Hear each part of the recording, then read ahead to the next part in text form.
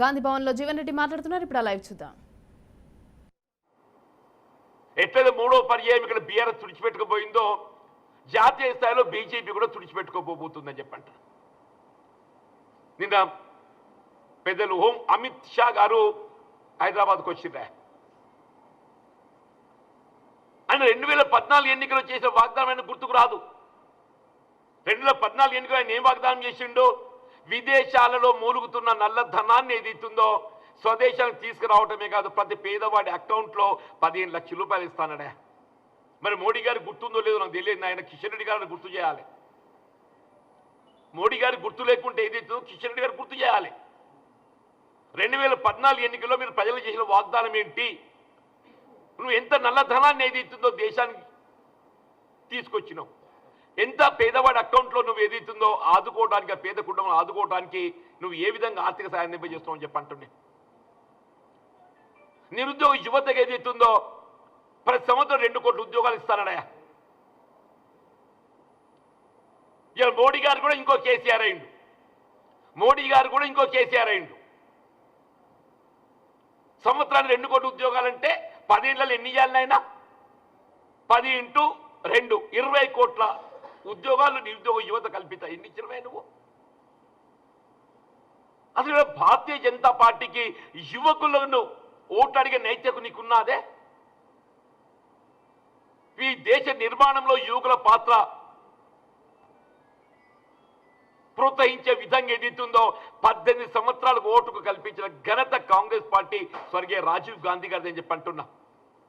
ఈ దేశ నిర్మాణంలో యువకుల పాత్ర ప్రోత్సహించబడే విధంగా 18 సంవత్సరాల ఓటుకు కల్పించడం అని చెప్పి అంటున్నా. నీతి అవినీతి గురించి మాట్లాడితే పెద్ద పెద్ద మాటలు నిజంగానే అని చెప్పంటున్నాను నేను. ఇలా అవినీతిని అరికట్టబడే విధంగా ప్రభుత్వ పారదర్శకానికి ప్రతీకగా పనిచేయబడాలి అంటే ఒక ఆలోచన తలంపుతోని రైట్ టు ఇన్ఫర్మేషన్ యాక్ట్, సమాచార హక్కు చట్టాన్ని అమలు తెచ్చిన ఘనత కాంగ్రెస్ పార్టీ అని చెప్పంటున్నా. ఇలా మేము సమాచార హక్కు చట్టాన్ని ఏదైతుందో యూపీఏ ప్రభుత్వం అమల్లోకి తెస్తే నువ్వేం చేసినవే? సమాచార హక్కు చట్టాన్ని నీరుగార్చే విధంగా ఇవాళ నిన్నగాక మనం సుప్రీంకోర్టు తీర్పిస్తే ఎలక్టరల్ బాండ్స్ ఏదైతుందో ఏ రాజకీయ పార్టీకి అనుగుణంగా ఎంతెంత పెట్టుబడులు సమకూర్చబడ్డాయని చెప్పని సుప్రీంకోర్టు ఏదైతుందో దాన్ని బహిరంగ ప్రకటింప చేయాలని చెప్పంటే, అదే స్టేట్ బ్యాంక్ ఆఫ్ ఇండియా ఆ వాస్తవాన్ని కప్పిపుచ్చబడే విధంగా ఏదైతుందో మీ వాస్తవాన్ని బహిర్గత పరిస్తే మరి రాజకీయ పార్టీ చందాలు ఇచ్చేటోడు ఇయ్యడు. ఒరియమ్మ కొత్తగా అమ్ముతుంది అంటున్నా. బ్యాంకులు ఏదైతే రాజకీయ పార్టీలకు చందాల కొరకున్నా అదే మీరు ఏ రాజకీయ పార్టీకి ఎవరెవరు ఏ విధంగా ఏ మేరకు ఆర్థిక సహాయం చేస్తుందో బయట పెట్టే బాధ్యత సుప్రీంకోర్టు ఆదేశాలు ఇచ్చిందని చెప్పంటున్నా. సుప్రీంకోర్టు ఏదో రివ్యూ పిటిషన్ డిస్మిస్ చేసింది. సుప్రీంకోర్టు రివ్యూ పిటిషన్ డిస్మిస్ చేస్తే మళ్ళీ వాళ్ళు ఏం పెడుతుండో ప్రెసిడెంట్ ఆఫ్ ఇండియా దాన్ని పరిశీలింప చేయాలన్నట. అంటే ఏంటి? ఇప్పుడు కాన్స్టిట్యూషన్ అమెండ్ చేయాలి. ఇవి ఏం చేయాలి? కాన్స్టిట్యూషన్ అమెండ్ చేయాలి. There is no other go. ఇప్పుడు రాజకీయ పార్టీల యొక్క తప్పిదాలను కప్పిపుచ్చడానికి, రాజకీయ పార్టీల అవినీతి వీళ్ళు ఏ పెట్టుబడి వర్గాల నుండి ఏ మేరకు ఏది ఇస్తుందో మరి ఫైనాన్స్ ఫండింగ్ పొందిందో అదంతా వెలికి వస్తే వాళ్ళ భాగవతం బండారం బయటపడతాయని చెప్పని ఎస్బీఐ ఏదైతుందో ఇవాళ రిజర్వ్ బ్యాంక్ ఆఫ్ ఇండియా పరిధిలో పనిచేస్తున్న స్టేట్ బ్యాంక్ ఆఫ్ ఇండియా ఎవరి పరిధిలో పనిచేస్తుందే ఇలా అమిత్ షా పరిధిలో పనిచేస్తూ, అమిత్ షా గారి పరిధిలో పనిచేస్తుందని చెప్పి ఇదేనా భారత రాజ్యాంగం నిర్వచించింది? లేకుంటే ఏమంటాడు, మేము మళ్ళీ ఒకసారి బీజేపీ అధికారానికి వస్తే ముస్లిం రిజర్వేషన్ రద్దు చేస్తాం. అసలు ఈ దేశంలో మతపరమైన రిజర్వేషన్ కల్పించేట అవకాశం ఉన్నదే? ఇవాళ ఏ వర్గమే కానీ సామాజిక వెనుకబాటుతనంతో మాత్రమే రిజర్వేషన్ సౌకర్యం కల్పించవచ్చు. అది హిందువులే కానీ ముస్లింలే కానీ. ఇలా హిందువులకు కల్పించబడ్డ రిజర్వేషన్ కూడా వారి సామాజిక వెనుకబాటుతనాన్ని పరిగణలోకి తీసుకొని రిజర్వేషన్ సౌకర్యం కల్పించారు. That is even for Muslims also. వాళ్ళు ఉండే social backwardness not on religious base. అంత పెద్ద మనిషి అమిత్ షా గారు వారు ఏం మాట్లాడారు? వారు కూడా కిషన్ రెడ్డి గారి లెక్క మాట్లాడితే ఎట్లనే? అమిత్ షా గారు కూడా ఏదైతుందో హోంశాఖ మంత్రులు కిషన్ రెడ్డి గారికి మాట్లాడితే అది సమంజసమేనానే? ఈ దేశంలో మతపరమైన రిజర్వేషన్ కల్పించే అవకాశం ఉన్నదే? ఇవాళ నిజంగానే తప్పిపోయి మళ్ళీ మూడోసారి బీజేపీ ఎన్డీఏ అధికారానికి వస్తే ముస్లిం రిజర్వేషన్ కాదు నాయన, అసలు రిజర్వేషన్ రద్దు చేస్తారు. అసలు రిజర్వేషన్ రద్దు చేస్తారని చెప్పండి. తప్పిపోయిన మళ్ళీ మూడో పర్యాయం మోడీ గారి ప్రధానమంత్రి అయినట్టయితే, ఎన్డీఏ బీజేపీ ఆధ్వర్యంలో అధికారానికి వచ్చినట్టయితే వాళ్ళు చేపట్టబోయే ఒక చర్య వీళ్ళ బలహీన వర్గాలకు ఏ రాజ్యాంగం అండగా నిలిచి వాళ్ళు ప్రత్యేకమైన హక్కులు సదుపాయాలు కల్పిస్తుందో అవన్నీ కూడా దీంతో రద్దు చేయడమే వాళ్ళ యొక్క ప్రక్రియగా చేపట్టబోతారని చెప్పండి.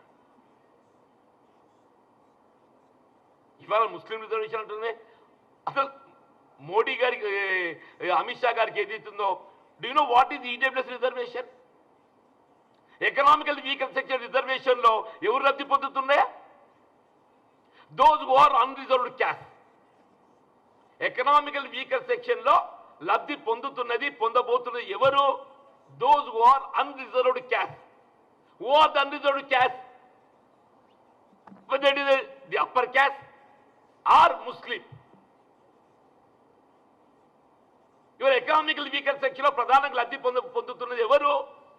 ముస్లింస్ లబ్ధి పొందుతున్నది చెప్పంట. నీకు తెలుసా? నీకు ఈ ఆలోచన నీకున్నా? అదే ఏం మాట్లాడతాడు ఆయనే? నువ్వు రాజ్యాంగాన్ని సవరించి ఈడబ్ల్యూఎస్ రిజర్వేషన్ తీసుకొచ్చిన సంతోషం నాయన. అందులో క్యాస్ట్కి ఏదో కొంత సౌకర్యం కల్పించాలని చెప్పని నువ్వు ఈడబ్ల్యూఎస్ రిజర్వేషన్ తెచ్చినావు. సరే, దాని ముస్లింలు కూడా లబ్ధి పొందుతున్నారు.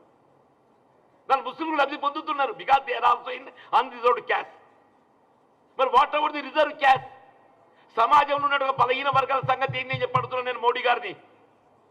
ఇలా మోడీ గారు ఓబీసీ అంటే సంతోషం నాయన. మనం ఓబీసీకి ఏదైతుందో ప్రత్యేకంగా కల్పించడానికి హక్కులు ఏంటే? ఇలా దేశంలో ఎన్డీఏ ప్రభుత్వం అధికారానికి వచ్చిన తర్వాత ఓబీసీ అనే నెపంతో ఏదైతుందో మోడీ గారు ప్రధానమంత్రి అయిందా?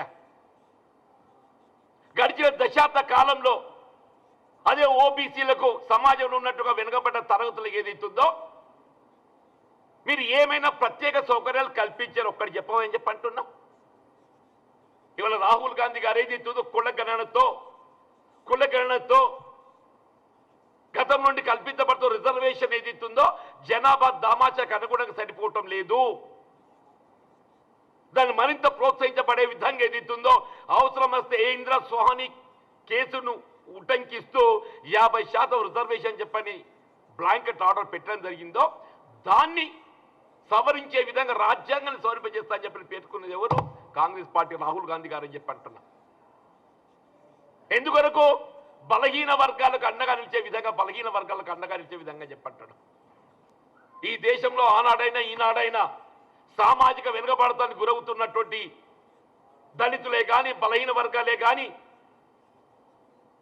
మహిళలే కానీ వారిని ఆర్థికంగా పురోభివృద్ధి పదవులు తీసుకుపోవడానికి కొరకు ప్రత్యేకంగా రిజర్వేషన్ సౌకర్యం కల్పించాలని ఆలోచించింది కాంగ్రెస్ పార్టీ అని చెప్పంటున్నాను. ఇలా భవిష్యత్తులో కూడా సమాజంలో నిరుపేద వర్గాలు సామాజిక వెనుకబడతకు గురైనట్టుగా దళితులు, ఎస్సీ, ఎస్టీ, బలహీన వర్గాలు, బీసీ, ఓబీసీ, మహిళలకు సంబంధించి చెప్పంటూ నేను ఈ కులగణనతో ఏదైతుందో రేపు దేశంలో ఇండియా కూటమి అధికారం రావడంతో ఏదైతుందో ఈ 50% ఆర్డర్ ఏదైతుందో ఇందిరా సోహాని కేసు